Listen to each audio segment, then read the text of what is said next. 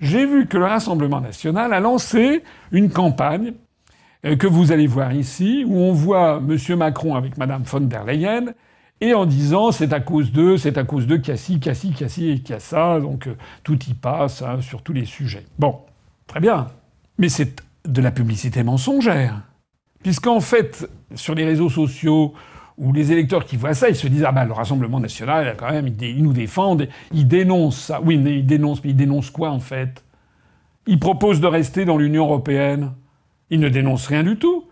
Et d'ailleurs, les attaques sont des attaques fallacieuses, puisqu'ils dénoncent l'entente entre Macron et Mme von der Leyen. D'accord. Mais demain, avant Mme von der Leyen, c'était Juncker. Avant Juncker, c'était Romano Prodi. Avant, il y avait eu Jacques Delors, il y avait eu Barroso.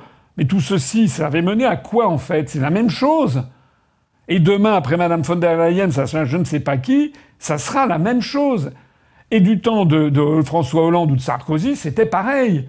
Et lorsque demain, ce sera peut-être M. Attal ou M. Bardella, en tout cas c'est ce que l'oligarchie veut nous imposer, ce sera pareil. C'est-à-dire que le Rassemblement national, comme tous ceux qui veulent enfumer les électeurs, s'attaquent non pas aux causes, mais aux conséquences. C'est-à-dire qu'ils dénoncent des conséquences, mais sans préciser les origines. Et en restant dans le cadre de l'Union européenne.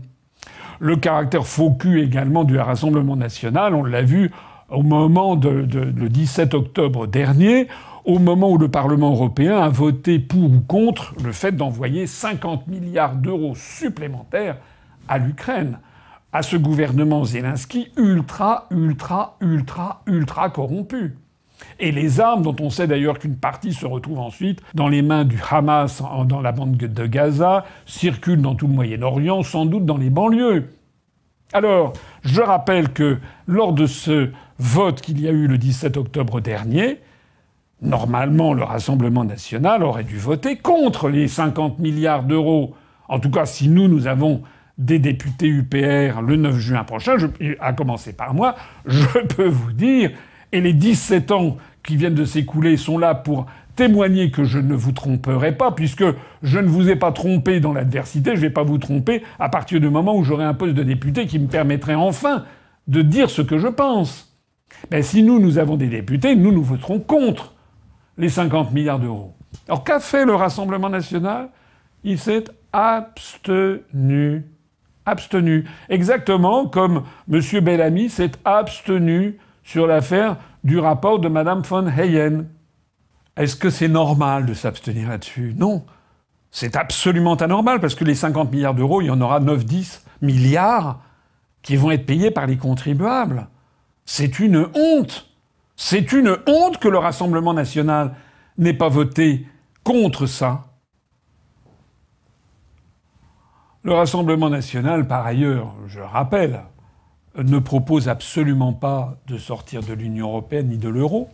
Mais en revanche, il a des bonnes fées qui essayent de le faire croire. J'ai vu notamment, vous l'avez vu, j'ai déjà eu l'occasion de le souligner, que lors de la conférence de presse, M. Macron n'a pas arrêté de taper sur le Rassemblement national. C'est-à-dire qu'il lui a rendu service. Et ma crainte, et ce contre quoi je me bats, parce que je ne suis pas là pour craindre, vous me direz, c'est que tout le monde s'habitue à ça. Et plus personne ne dit que le Rassemblement national, comme toutes les extrêmes droites en Europe, c'est surtout et avant tout le pays de l'appauvrissement collectif. C'est le parti de l'appauvrissement collectif.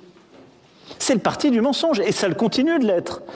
Puis la deuxième chose, c'est le parti du transformisme. C'est-à-dire qu'il y a 6 ans et demi, il était pour sortir de l'Europe et de l'euro.